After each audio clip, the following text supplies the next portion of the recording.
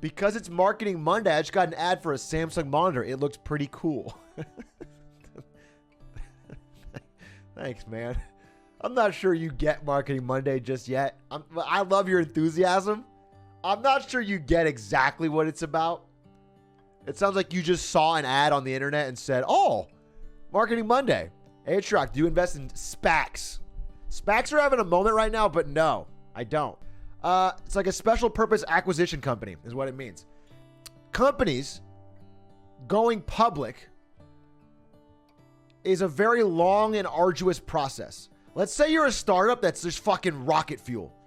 Your startup's doing amazing and you want to go public. It's called an IPO. You go public and that means your stock is publicly available and anyone can buy in and you can sell and the founders and the employees make some money because they can sell their stock now on the public markets.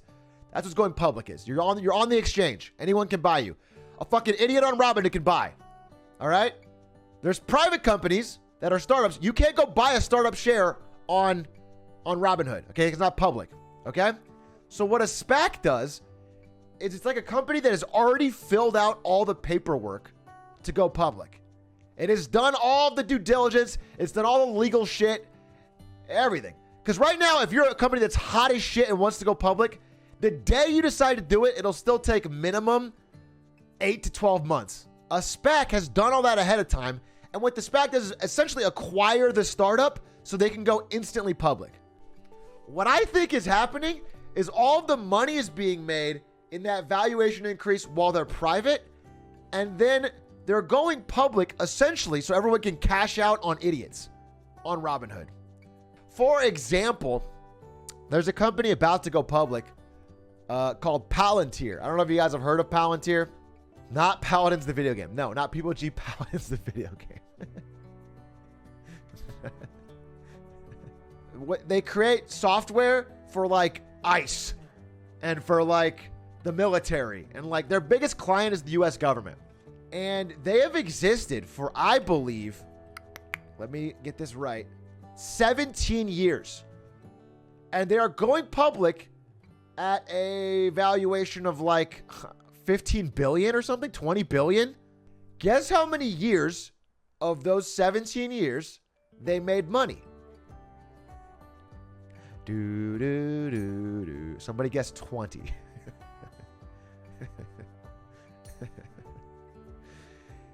Zero! None of them! This company has lost money for 17 years and is trying to go public at a $20 billion valuation. It's insane. It's crooked. Working at a startup, I can talk about this right now. And this is actually a pretty good topic for Marketing Monday because I've worked at a startup. Twitch. I worked at Twitch. Okay, number one, you usually get paid less, but you get a bigger title quicker. So you get more responsibility. Second thing you got to remember is that you should get some form of stock. If you're working in a startup for no stock, you are generally stupid. Quack says, Atrioc, would you consider a startup? You're not going to get stock for being my editor. I'm not giving you stock in Atrioc for being my editor, Quack. I want you to know. Do not ask for things in a job negotiation until they are ready to hire you, until they're making you an offer. Okay? Don't show up to the interview and say, hey, what's your vacation policy? Always get to the phase where they're like right there, where they see you in the job. Or you can do what I did and scream yes the second Twitch offers you any amount of money, including $45K in San Francisco, which is way below market. And you have to fucking scrape for food for a year. How do I go about asking your boss for a raise? Asking your boss for a raise is interesting because it usually means that you are not happy with the company. The second an employee comes into his office and asks for a raise, the first thing he's thinking is, oh, fuck, I got to find someone new. I got to replace this guy. Not because they're going to fire him, but because this guy's probably going to end up leaving. In general, a raise is a sign of deeper problems. I mean, it's all about leverage, really. So you should say like, hey, I'm one of your best employees. I work hard as hell. I need a raise to continue being happy here. I love this place. Always, this is just a thing I do all the time. I'm not sure if it's the perfect answer, but in general, my advice is always include, hey, I'm happy here. I love this place. This place is great. There's just a few things that would help make it perfect. Okay, now let me tell you something else. The 3 things that are correlated with having a happy job, with being happy with your job. Number 1, you feel like your work helps or impacts others. Now, hear me out. This does not mean that you are making a positive difference in the world. That's not required. You don't need to be a fucking doctor curing cancer. What it means is that some other human being sees your work as valuable and that you're helping them. So for example, Quack, my editor, if he made a good video, I am very happy. I thank him. Thank you, Quack. Your personal contribution helped. That's good. That's good. Okay. If you feel like nobody notices when you do your work, when you do a good job or a bad job, that generally leads to you feeling like miserable in a job. Okay. That's what's one sign of a job that will become miserable. If there's a number, you can go to your boss and say, hey, I did this and I did it better than X, or I did it worse than X, or it's getting better. You feel better about your job. But if your job, quantifiable, your job needs to be quantifiable in some way. If you can't quantify it, then what happens is you are at the mercy of your boss's whims. It comes down to whether your boss likes you on that day, doesn't like you on that day, is in a bad mood. What if I'm a prostitute and my pimp never tells me good job? OnlyFans, dude. Pimps are outdated. Simps over pimps. Holy shit! We just defeated pimps with marketing. Simps over pimps. We're stopping sex trafficking. OnlyFans is one of the greatest successes for like workers owning the product ever. Now, OnlyFans is still a big corporation that takes a cut, so it's not perfect, but. So at this point, he owned the free sites and he owned the paid sites. In other words, he had a monopoly. Monopoly. We hate monopolies. Ruthless, money-hungry family game. It's $600 a scene in. Don't say a true classic like it's fucking Citizen Kane. Okay, chat? It's an old fucking porno. Don't put on your fucking monocle and be like, oh, yes, back when cinema was good. Fucking, it's an old porno, you creeps. Then they'd tell people to subscribe to their premium Snapchat. We talked about our private Snapchat. I'll leave the link for our private Snapchat in the description. Buy it and watch us be whores. I thought that this premium model was something that Snapchat officially offered. That's good marketing. Direct. Good, direct marketing. The customer wants to know what they're paying for. But That's better tagline. That's a better tagline than I've heard from a lot of Fortune 500 companies. Actually just And they act like they don't make any money because like piracy, like now that I make my own shit, like they're fucking making money and they're lying, saying that they can only afford to pay you $1,000 a month. That's not true. Tell them. For real though. For real though. That is the truth for every business.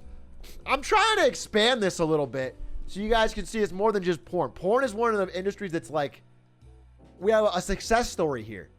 In almost every industry, they will tell you they can't afford to pay you more. They almost always can. They almost always can. They just don't want to. They want the McLaren. Jeff Bezos has a monopoly on being a hot-ass bald man. Catch me slipping. Well, speaking of that, that actually segues right in to today's Marketing Monday topic. Now, I've talked about a lot of things today. We're going to try and pack it all into a video. But I'm going to talk about Amazon on Marketing Mondays. More specifically, Amazon Luna. Let me fucking pull up their trailer. Other streamers are probably getting bounties to play this trailer. And here I am playing it for free. I guess I'm shitting on it though, so it's a little bit different. That's why the bounty wouldn't be helpful.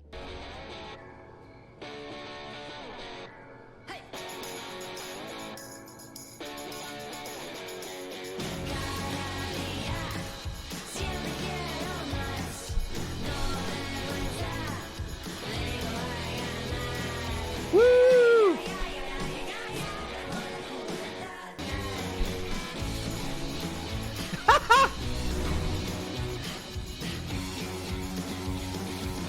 Wow.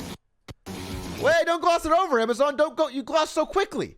I wanted to see your amazing lineup of games. I'm sure it's very deep. Oh, look at all these games. Control, that's the AAA title. You showed that one, but I'm sure there's a lot more AAA games, right? Just like Tacoma, Mummy,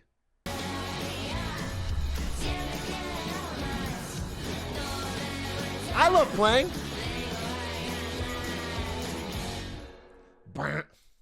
All right, so first thing I'll say is this ad sucks. It's only slightly better than Stadia's ad. Can I show you Stadia's ad? Because I want... Stadia's ad really pissed me off. The amount of money they spent, holy mackerel. Stadia is only the newest, most launched. Chad, I'm sorry I have to warn you. Warning, warning, warning, warning, warning. Put up your cringe shields. Please. Everyone in chat, this is an actual cringe alert. It's the only way to get through this whole ad.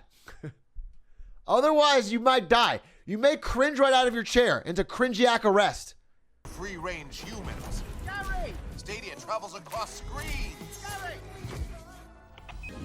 Free your mind at the one place for all the ways we play.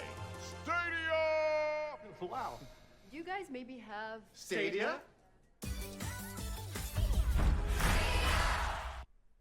That ad is holds up spork random. I hated it. That is the worst way to position your new service. OnlyFans, watch out for it. Stadia. By the way, Stadia spent an absolutely absurd amount of money on marketing that out of the gate to get almost no subscribers. I mean, really bad. Amazon Luna, I think, is here. We're talking about what's good about all of them, what's good and bad. Who's gonna win the streaming war? One payment. Yeah. Okay. Let me explain why that's important. Because fucking Stadia is so stupid that they made a service where you pay monthly for Stadia, you pay a fee for the controller, and then you still have to buy the games. You have to buy the service, and it's like buying Netflix and you have to buy all the movies on it. That's crazy. What year do they think they're in? No one will do that. GeForce Now I'd put maybe a little bit higher than Luna because it has the best tech. The reason xCloud's so godlike is they're going to tie the payment in. One monthly payment with Xbox Game Pass. They're going to tie the two together. Then they also have by far the most games. Uh-oh. Turns out that's the most important thing of all. This is why this circle here is why this console war is so important. Because the winner of this console war is likely going to win this cloud war. Okay? And the winner of the cloud war is the winner for life. Now, I haven't seen a Nintendo cloud service talked about, but I am quite certain, knowing Nintendo, they will do absolutely everything wrong. But one more person to talk about, and then I'm done. I filled this chart. I think I've explained a lot. I'm going to talk about one more person. The elephant in the room that no one's talking about. Bum, bum, bum. Ba-da-bum, ba-da-bum. Bum, bum, bum. Ba-da-bum. You already have all of your games on Steam, a massive library. If they could just find an easy way for you to stream those onto any computer or monitor or phone, you'd already be locked in. You don't want to leave your library behind. Valve is just slow. The real problem with Valve and Steam is not that they don't make great shit. It's that they are excruciatingly small and slow. They keep a small number of employees who are all filthy rich, and they work slowly. I think Steam could win this. Or what could be really interesting is Steam partnering with one of these guys. I mean, this would be crazy, but what if Microsoft? Microsoft doesn't care about games for Windows. I mean, they care about them. They don't think of it as a competitor. You know, what if it's a Steam X Xbox thing? Steam X Luna, Steam X Nintendo. Oh my God, it fits. My aunt has like a 7-year-old son, and she doesn't know anything about gaming or streaming or anything, but she knows I worked at Twitch. She's like, come on, you know all about YouTube and Twitch and stuff. Do you know this guy? And I was like, let me check. I don't think I know him. So I Googled him. He's a Roblox YouTuber who uploads twice a day. Every video gets like 4 million views. All he does is just fucking scream and play Roblox. Basketballs. Look at me. Look at. Oh my god. Wait, like look behind you. Like look at your back. Oh my god. Wait, can I shoot you? Oh god, he's back. Get That's out. right. Go away, No, dude. I will never leave. Oh my god. Stop. Please believe all the way. Who said finally good content? Who the fuck said finally good content on Atrioc stream? Fuck you, dude. No, dude. You can't. I'm pouring my soul out on Marketing Monday, and I play a fucking 10-second clip of this idiot screaming over Roblox, and you go, oh, finally, some good content. I've been waiting for some good content on this fucking stream. Fuck you, dude.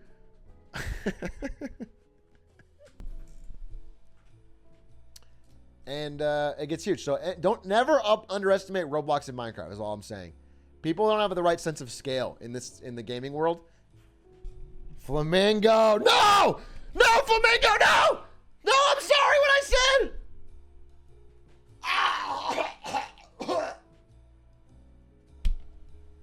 Hi guys, I just want to say that I was joking earlier. All that stuff I said about Amazon Luna and Flamingo. They are really, really funny and entertaining and wholesome. Can't do that. Anyway, boys, I think that covers it for Marketing Monday. I'm not done, obviously. I'm open for questions. I'm open to talk more. I was going to play some Hades runs, probably. Hades is my current game of the year, and I'm getting farther in the story.